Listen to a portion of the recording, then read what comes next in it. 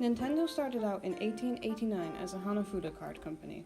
Hanafuda, translated from Japanese, means flower cards. The company was founded by Fusajiro Yamauchi after the ban on these cards was removed.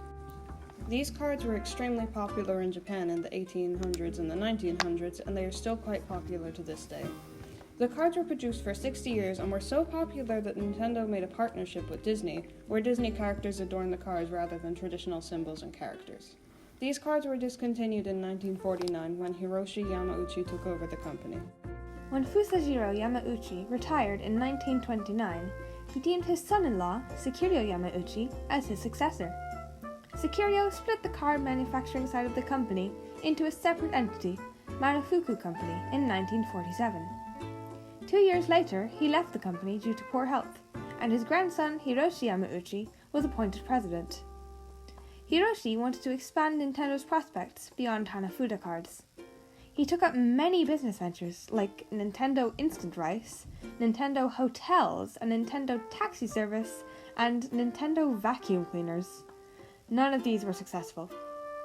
His next plan was to move into toys and electronic games.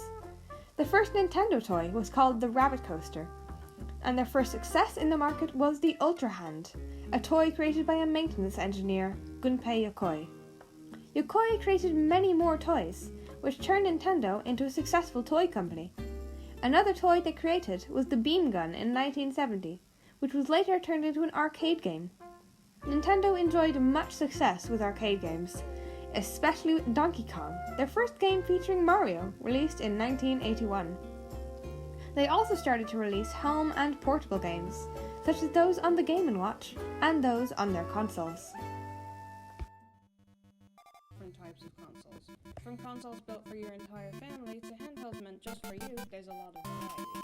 The first console Nintendo ever released was a Japan-exclusive console called the Color Game TV in 1977. It had games such as Pong and Hockey.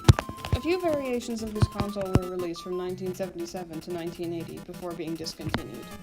Following the success of the Donkey Kong arcade game in 1981, Nintendo released the Nintendo Entertainment System, or NES for short, in 1983.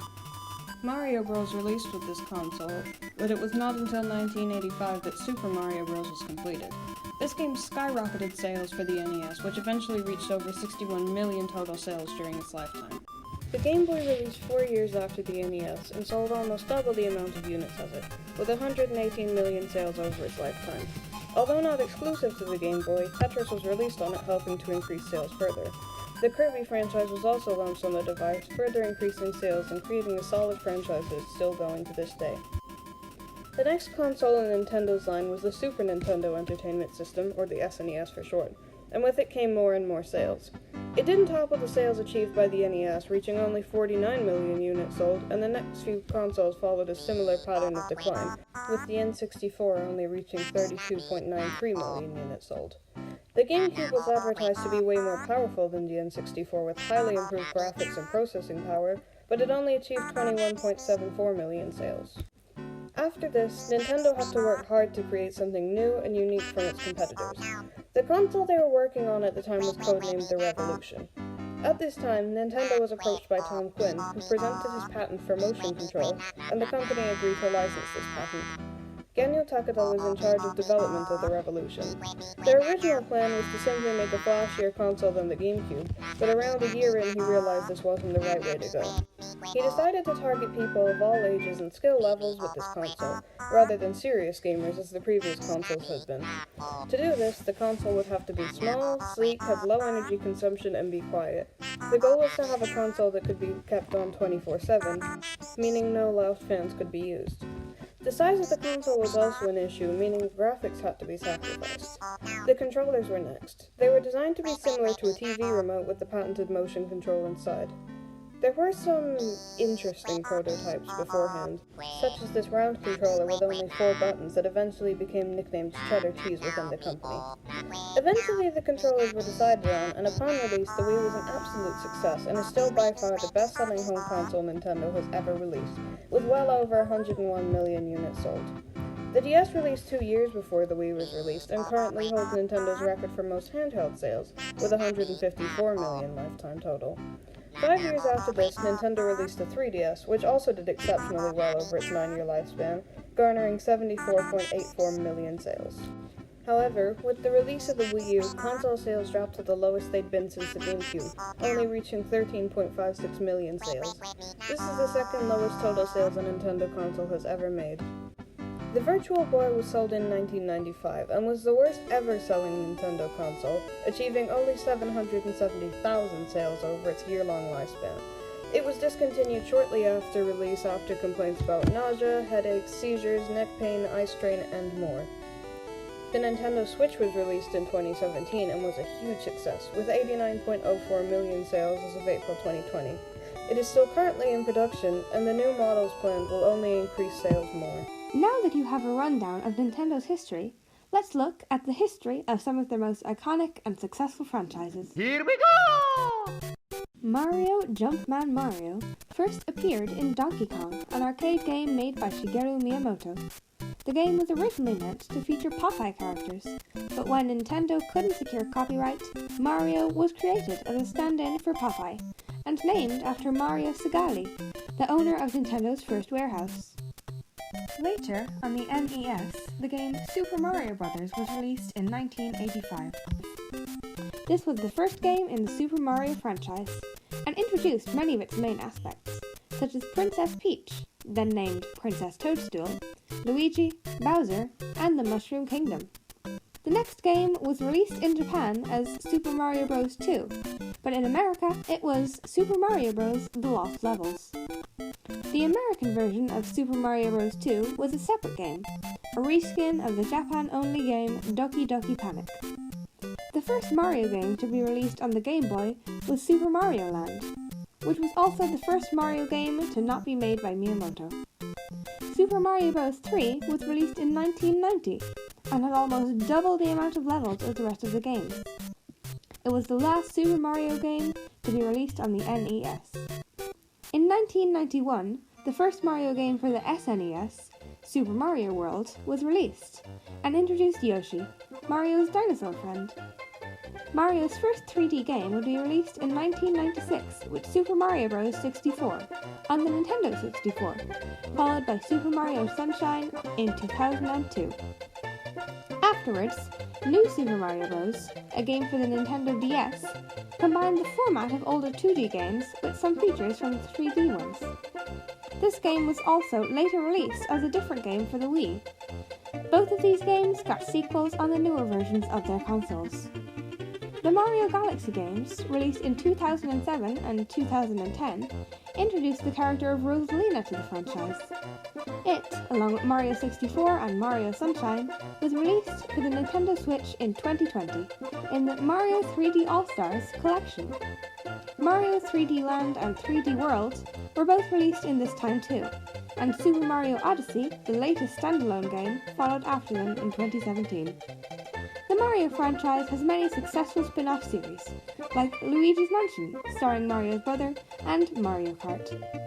The Mario franchise is currently the most successful video game franchise in the world, with over 600 million games sold around the world. The Legend of Zelda was released for the NES on February 21, 1986. It was developed alongside Super Mario Bros. And was developed using the same engine. However, by the time the game was so finished, the engine was so different from Mario's that they ended up being completely different engines. The game sold 6.51 million units. Zelda 2: The Adventure of Link, released in 1987 and did not sell as well, and unfortunately had a lukewarm reception in comparison to the original, with people disliking the new style of gameplay, the new music, and the concept for going from overhead map exploration to 2D platforming. It still did well, however, achieving 4.38 million sales. A Link to the Past came out for the SNES and is the third most speedrun Zelda game after the Breath of the Wild and Ocarina of Time. Speaking of which, Ocarina of Time came out soon after and is still considered one of the most important games ever released. It was the first 3D Zelda game ever made. But before Ocarina of Time, Link's Awakening came out in 1993 for the Game Boy. Majora's Mask was released 2 years after Ocarina of Time, Oracle of Seasons and Ages a year after that, and Wind Waker 2 years after that. Four Swords Adventures came out in 2004 and Twilight Princess in 2006. Spirit Tracks and Phantom Hourglass came out in 2007 and Skyward Sword followed in 2011 for Zelda's 25th anniversary. Triforce Heroes came out in 2013, and there were no releases for 4 years, until finally Breath of the Wild was released, and it is now considered another one of the most important games ever released. The Pokemon franchise originated with a gaming magazine, Game Freak, in the 1980s. After its writer, Satoshi Tajiri, and its illustrator, Ken Sugimori, realized that the magazine was not selling well, they decided to move on to producing games themselves. These games were published by many companies, like Nintendo, Sega, and Sony. Because of their successful track record, when Tajiri approached Nintendo with the idea for Pocket Monsters, a game inspired by his time collecting bugs as a child, it was accepted. He worked with Shigeru Miyamoto to develop the idea, and in 1996, the first games in the series were released on the Game Boy, Pokemon Red and Green. The English versions were Red and Blue instead. In this game, you play as a new Pokemon trainer. You got to choose between 3 starter Pokemon, and then set off on an adventure, catching other Pokemon and battling other Pokemon trainers. A few months afterwards, the first Pokemon trading cards were released, allowing players to collect Pokemon both in and out of the games. In 1998, Pokemon Yellow was released, taking inspiration from the Pokemon anime for its story, and solidified Pikachu's status as the franchise's mascot. Pokemon Red and Green/Blue would soon get 2 sequels in the form of Pokemon Gold and Silver for the Game Boy Color in 1999. These games directly lead on from the last, and the final fight is against your player character from the first game.